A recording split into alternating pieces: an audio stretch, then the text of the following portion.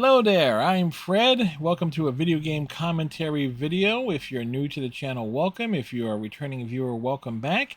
And for how we determine what games to talk about here, well, I have a stipulation. Is that anytime I finish a game over on my Twitch channel, I record a video to talk about it. And so this week we're talking about Little Kitty Big City, a game I played and finished in 2 nights, about September 9th and September 10th here in 2024. And put it mildly, it's a short little open world a game where you play as a cat. You do cat things such as trying to get pets from humans, trying to get humans to take pictures of you, diving into trash cans, knocking potted plants off of shelves, finding shining objects, climbing wherever you can climb, avoiding water, pouncing on birds. There is just a lot to do here, and again, it's a very short game. You can reach the end credits in probably less than 3 hours if you catch on to what you need to do, which will be, for example, finding four pieces of fish for your little kitty to nom on, so this way you have the energy to climb back up home after you fall off. The whole plot of the game is to get back to your perch, and along the way you meet the other animal friends. You go on a little adventure. You do things that you're just being a cat. And so now, with that said, you can probably finish the game in less than 3 hours potentially. But for completion, you're looking for me to get all the achievements, and I did several achievements off stream. It was like a total of about 7.5 hours, and that includes finding 200 pieces of 200 shining objects, getting all the hats, knocking 100 objects off of ledges, breaking them essentially, um, doing every little side quest, and there's quite a few little quests to do.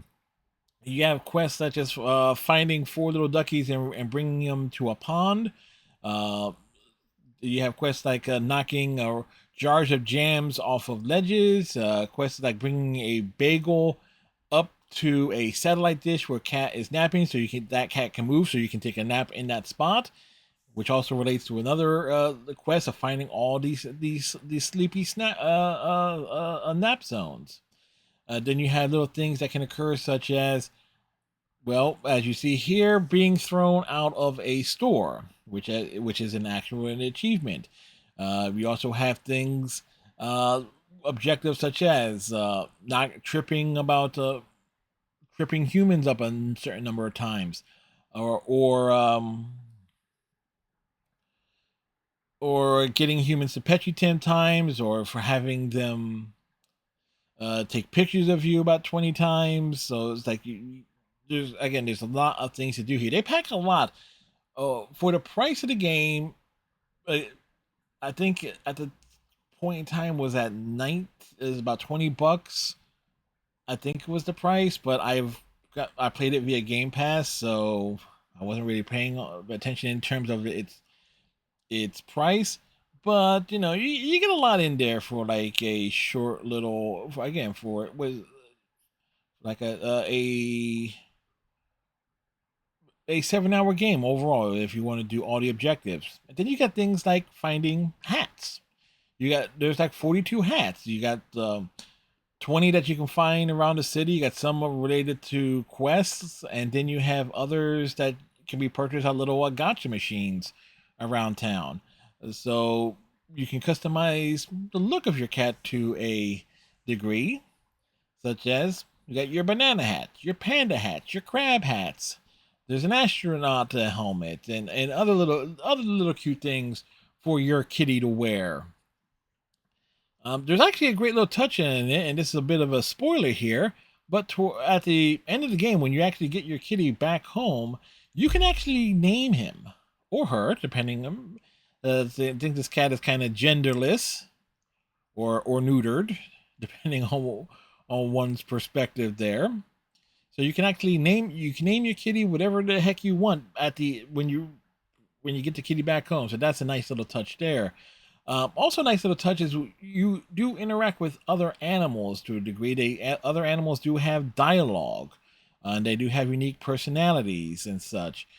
Such as Tanuki is a actual scientist that creates a warp fast travel system, to which and to unlock it, you got to have get bird feathers. So you got to get and go to certain like manhole covers and it's just like to unlock the various fast travel points. It's kind of surreal because the dialogue is a bit nuts in and of itself and gets kind of metaphysical. Then you have the like this dog who's a bit hyperactive, but it's talking about uh what is this, like, I've lost my balls, and he's referring to his tennis balls.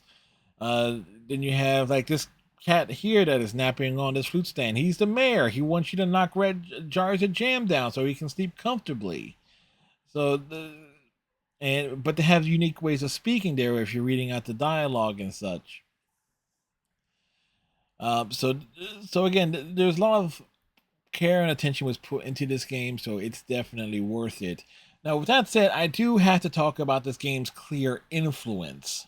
Now, I'm not sure if this was necessarily the case or not, but with the way the controls are and the way the camera moves and the combination of what buttons you press to do certain things, such as crawling, sprinting, or what they would call zoomies, jumping or pouncing and such. It and how the city in this game is laid out in a unique way where you're climbing high and such. It's very clear that this game is influenced by Stray and the time when you reach the underground city with the human the android robots in that game. A lot of the NPCs, human NPCs, kind of walk around the same way. They kind of stumble and fall the same way if you're tripping them up.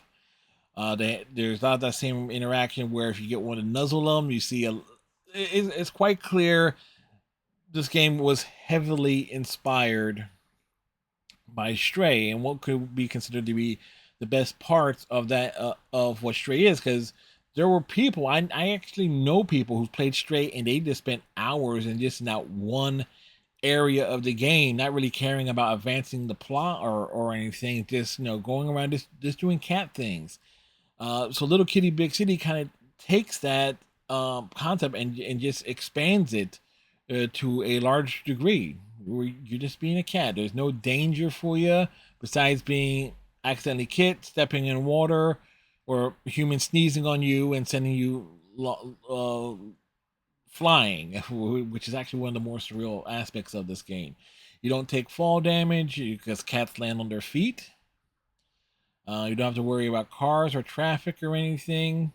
You're just a cat, and it's a very relaxing experience there. And I highly encourage it. If you haven't played it, I highly recommend it, especially if you have a lot of stress in your life and you want something that you just want something to just be calm and cooling and stuff.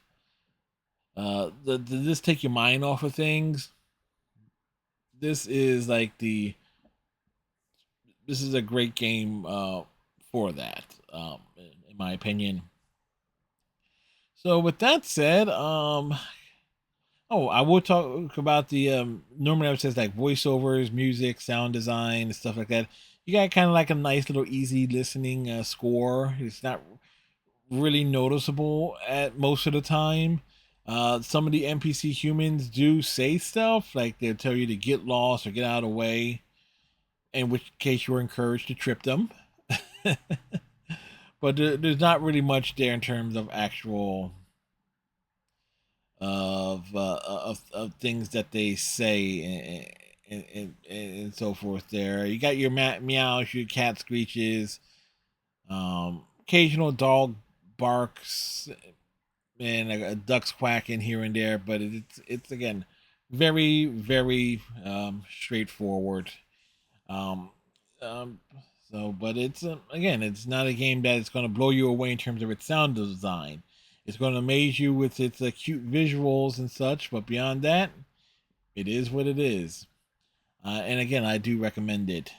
So with that said, it might be some time before we do another video game commentary, because following the recording of this, I was like, the next game I was going to be starting up was Dragon Age Origins, and I know that's going to take me a while.